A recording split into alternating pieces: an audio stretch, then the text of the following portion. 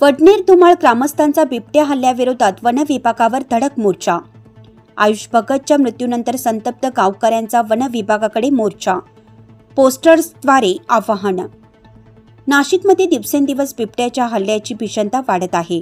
नुकतंच वडनेर धुमाळा गावात 3 वर्षाचा आयुष किरण भगत या चिमुकल्याचा बिबट्याच्या हल्ल्यात दुर्दैवी मृत्यू झाला। या घटनेनंतर गावकऱ्यांनी वारंवार निवेदन देऊनही वन विभागाकडून बिबट्या पकडण्यासाठी ठोस कारवाई करण्यात आली नाही।